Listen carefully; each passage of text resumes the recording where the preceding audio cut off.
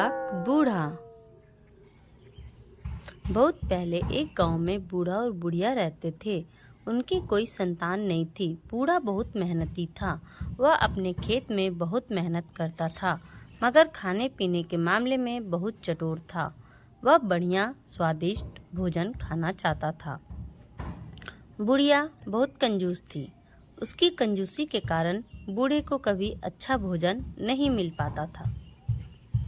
बूढ़े ने एक दिन बुढ़िया से कहा, क्यों ना हम लोग एक तोता पाल लें, इससे हमारा समय अच्छी तरह से कट जाया करेगा। बुढ़िया ने अपनी स्वीकृति दे दी। बुढ़िया के राजी होते ही बूढ़े ने खुश होकर कहा, उस तोते को हम अपने खेत के पास वाले आम के कोटर में रखेंगे। तुम जब मेरा खाना लेकर आया करोगी तो उसके लिए बढ़िया बढ़िया भोजन और दूध मलाई लाया करना। इससे तोता जल्दी बड़ा हो जाएगा। इस बात पर बुढ़िया राजी हो गई।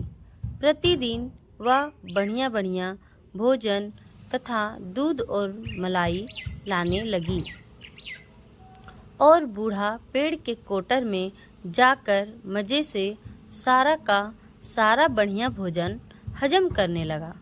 एक दिन बुढ़िया जब स्वादिष्ट भोजन लेकर पहुंची तो बूढ़ा उसे कोटर में ले जाकर खाने लगा। इतने में बुढ़िया के मन में विचार आया कि जरा देखूं तो कि तोता कितना बड़ा हो गया है।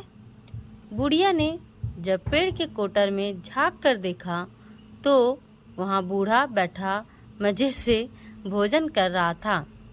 वहाँ पर कोई तोता वोता नहीं था। बूढ़े की चालाकी पर बुढ़िया को बहुत गुस्सा आया और मायके जाने की तैयारी में जुट गई। उसने बूढ़े का साथ छोड़ने की तैयारी कर ली। बुढ़िया अपना सारा सामान एक बड़े से बक्से में रखकर रास्ते में खाने के लिए रोटियां पकाने के लिए चली गई। बूढ़े ने बुढ़िया को मनाना चाहा, मगर वह नहीं मानी। तब वह बहुत चिंतित हुआ। वह बुढ़िया को मनाने का उपाय सोचने लगा। मौका पाकर बुढ़िया के बड़े से बक्से में कपड़ों के नीचे दुबक कर बैठ गया।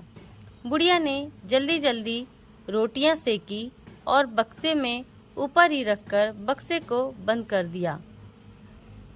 इसके बाद अपने सिर पर उस बक्से को उठाकर चल पड़ी। काफी दूर जाने पर बुढ़िया को भूख लगी।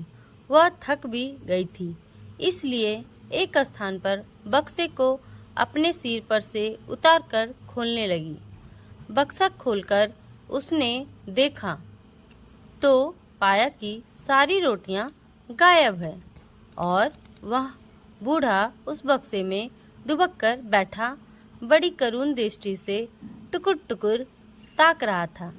थकी हुई भूख से व्याकुल बुढ़िया ने जब बूढ़े को इस प्रकार बक्से में देखा तो वह एकाएक खिलखिलाकर हंस पड़ी। उस बूढ़े पर बुढ़िया को दया आ गई और मायके ना जाकर वह बूढ़े के साथ अपने घर वापस लौटकर आ गई। इसके बाद बुढ़िया ने कंजूसी छोड़ दी और अच्छा अच्छा स्वादिष्ट भोजन बनाकर बूढ़े को खिलाने लगी। दोनों फिर प्रसन्नतापूर्वक रहने लगे। दोस्तों, धन्यवाद हमारी पूरी कहानी को सुनने के लिए। आपको कहानी कैसी लगी कमेंट बॉक्स में ज़रूर बताएं और वीडियो अच्छी लगे तो लाइक करें और अगर सब्सक्राइब नहीं किए हैं तो सब्सक्राइब करें। बेल आइकन ज़रूर दबाएं ताकि अच्छी अच्छी कहानियाँ मैं आप सबके लिए बनाती रहूं और आप सब सुनते रहें। धन्यवाद।